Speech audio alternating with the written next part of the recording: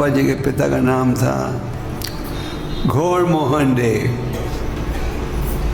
जो ज़्यादा धनी नहीं थे, प्रभुपाद के शब्दों में मिडिल क्लास। आप समझते हैं मिडिल क्लास, ना ज़्यादा अमीर ना ज़्यादा गरीब, कि उनका कपड़े का धंधा था और उनका नाम था घोर मोहन डे। उनकी एक इच्छा रहती थी, संतों की सेवा करो, चाहे असली संत हो या नकली संत हो, संतों की सेवा करो। तो प्रभुपाद के घर में बचपन से अनेक संत आते थे और जब ये संत घर छोड़कर जा रहे थे तो वो कहते थे, घोर मोहन डे आपने हमारी बहुत सेवा की, हम क्या कर सकते हैं। वो कहते थे, मेरे बेटे को आशीर्वाद दो कि वो राधा रानी जी का उत्तम भक्त बने। और शुरू से उन्होंने प्रभुपाद को मृदंगा बजाना सिखाया, संस्कृत सिखाई।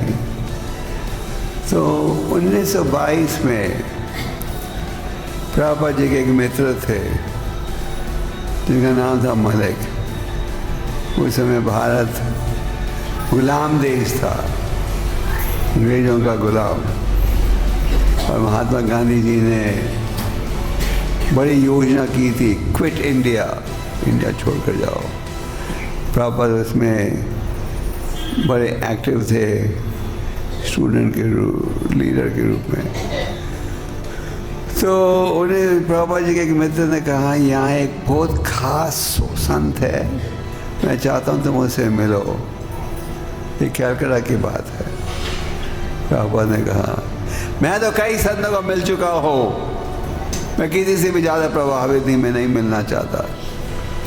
पर इस मित्र ने कहा, ये संत दूसरे संतों जैसा नहीं है, ये असली संत है।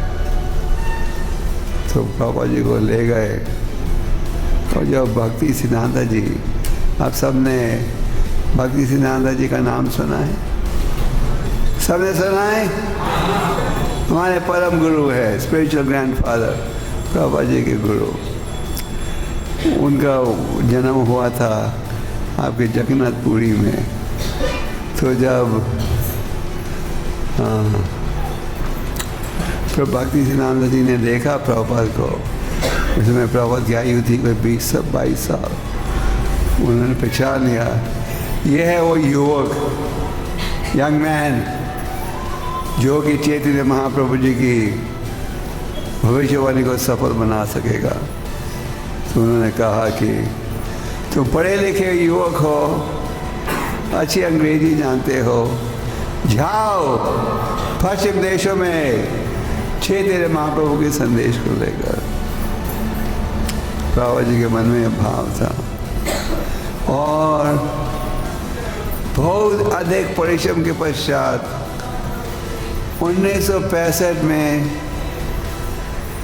एक पानी के जहाज में प्रभुपाद को मुफ्त की टिकट प्राप्त हुई थी। कहाँ जाने के लिए? अमेरिका जाने का। आपको भी चाहिए मुफ्त की टिकट? अच्छा, एक धार्मिक औरत थी श्रीमती मरार जी, जिसके पानी के जहाज चलते थे। प्रभुपाद जी ने उन्हें कहा, मेरे गुरु ने आदेश दिया था, ले जाओ चैतन्य महाप्रभु के संदेश को पश्चिम देशों में। श्रीमती मरार जी ने कहा, आप 70 साल की आयु में जाओगे, बूढ़े हो, किसी को जानते नहीं, मर जाओगे उधर। प्रभुपाद ने कहा, नहीं, गुरु का आदेश है, चैतन्य महाप्रभु जी की भविष्यवाणी है। तो जब श्रीमती मरार जी ने देखा प्रभुपाद डिटरमिन्ड, दृढ़ भाव है, तो उन्होंने एक पानी के जहाज में टिकट ली। आप में से किसी ने पानी के जहाज में यात्रा की है? नहीं। तो वो था कार्गो शिप, जैसे माल गाड़ी होती है ना, ऐसे जहाज़ों में माल, जहाँ माल उठाने वाला। प्रभुपाद जी जहाज़ में थे, क्या बॉम्बे से गए कलकत्ता ट्रेन में, कलकत्ता से गए मायापुर भक्ति सिद्धांत जी का आशीर्वाद लेने उनकी समाधि में। और 13 अगस्त 1965 में प्रभुपाद चले जलादूत जहाज में। कोई उन्हें छोड़ने नहीं आया था। आप लोग तो कलकत्ता तक भी जाते, कोई छोड़ने आता है ना, बाय बाय बोल रहे। प्रभुपाद जी अमेरिका जा रहे थे, कोई नहीं आया। केवल 40 रुपये उनके जेब के साथ जेब में थे। आप तो 40 रुपये से कम है, घर के बाहर भी कदम नहीं उठाते। तो प्रभुपाद अमेरिका गए और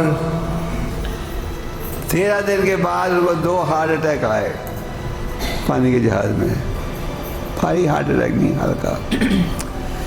तो प्रभुपाद ने सोचा, जब दूसरा हार्ट अटैक आया, मेरी योजना सफल नहीं होगी। और सोच रहे थे प्रभुपाद अमेरिका जाते ही हम वापस लौट जाएंगे इंडिया। फिर भगवान अंतर्यामी हैं। आप समझते हो अंतर्यामी का क्या मतलब? क्या मतलब? हर एक के हृदय में है। आप कुछ बोलो या ना बोलो, भगवान समझ जाते हैं आपके मन में क्या है। जैसे कि आप अगर किसी बगीचे से गुजर कर जा रहे हो, फूल सूंघ कर आप पहचान लेते कौन सा फूल है, गुलाब का है, चमेली है। तो भगवान आपकी सब इच्छाओं को समझ लेते हैं। आपकी इच्छा है हम अच्छे भक्त बने, लोगों का उद्धार करें, तो भगवान वैसे ही सुविधा देंगे। आपके मन में नहीं, हम तो भक्ति के नाम में चापलूसी करना चाहते हैं, तो वो भी भगवान समझ आएंगे। तो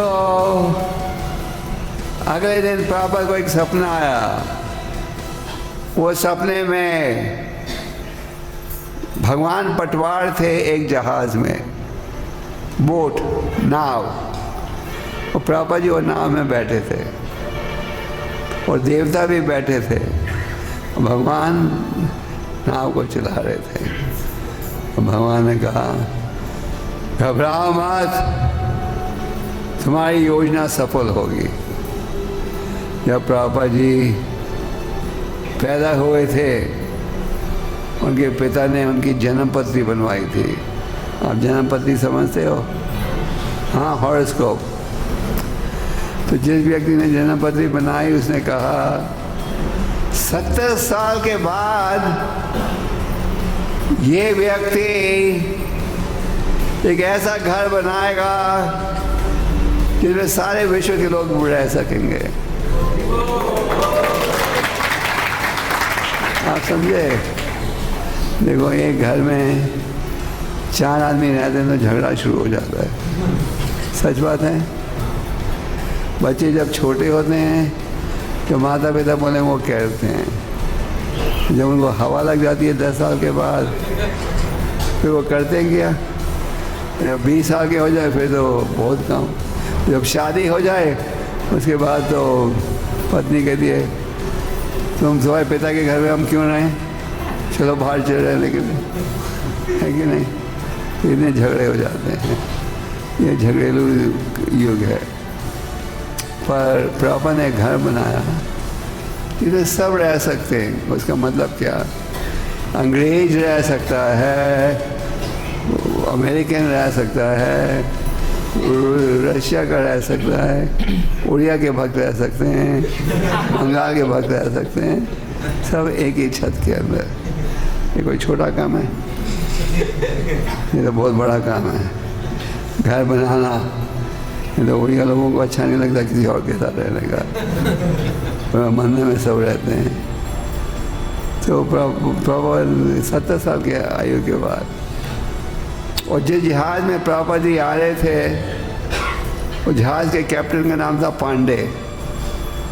उसकी पत्नी भी जोशी थी। और उसने प्रभुपाद जी का हाथ देखकर कहा, आपकी योजना सफल होगी। जब प्रभुपाद बॉस्टन पहुँचे, बॉस्टन नाम सुना है आपने? अमेरिका में है। प्रभुपाद जी ने देखा अमेरिकन लोग कितने गहराई के साथ जुड़े हुए हैं भौतिक सुख में। प्रभुपाद ने कहा, प्रभुपाद ने सोचा, कौन सुनेगा मेरे संदेश को? अमेरिका जैसे देश में जहाँ 5 साल की आयु से लोग पाप का काम करना शुरू कर देते हैं। फिर प्रभुपाद ने कहा, एक कविता लिखी जिसमें उन्होंने कहा, पर राधा रानी जी की कृपा से हर कार्य संभव है। आप राधा रानी जी को तो जानते हो, भगवान के सबसे उत्तम भक्त। फिर प्रभुपाद जब अमेरिका पहुंचे, कई लोगों ने कहा, स्वामी जी आप जो संदेश लाए हो कोई नहीं सुनेगा। उन दिनों में बहुत से भारतीय साधु या नाम के साधु अमेरिका जा रहे थे धन कमाने के लिए, और वो साधु पतलून कमीज पहनते थे वहाँ, क्योंकि ऐसे कपड़े तो कभी किसी ने अमेरिका में देखे ही नहीं थे। और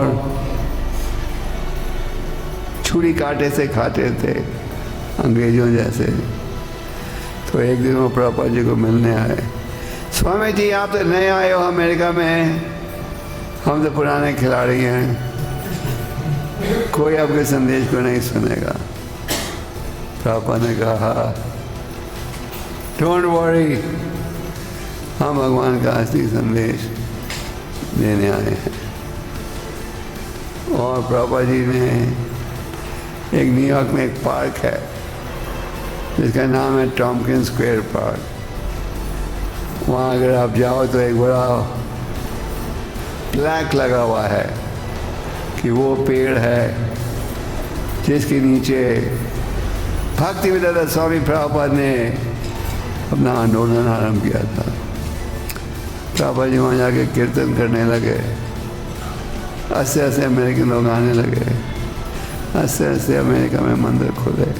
और आज इसको संस्था के 600 से अधिक केंद्र हैं सारे विश्व में। प्रभुपाद जी ने लगभग 90 ग्रंथों का अनुवाद किया अंग्रेजी में, भगवद गीता, भागवतम, चैतन्य चरितमृता, जिनका आगे अनुवाद 80 से ज़्यादा भाषा में हो गया है। प्रभुपाद जी ने हमें अच्छा असली संदेश दिया। जैसे हिंदी में भगवद गीता का क्या नाम है? भगवद गीता, उड़िया में क्या कहना है? हाँ, उड़िया में मुड़िक और ऊपर है। ठीक बोला नहीं? तो कई बार लोग पूछते हैं यथारूप क्यों? तो प्रभुपाद जी समझाते हैं, हमें अगर गीता का लाभ उठाना है तो जिस भाव के साथ भगवान ने संदेश दिया और जिस भाव से अर्जुन ने लिया, उसी रूप से हम लेंगे तो फायदा होगा। हरे कृष्णा। प्लीज़ हमारे गौरव कल्पतरु चैनल को सब्सक्राइब कीजिए और पास में दिए हुए बेल आइकन पर क्लिक कीजिए ताकि आने वाला हर नया वीडियो आप पहले देख सकें।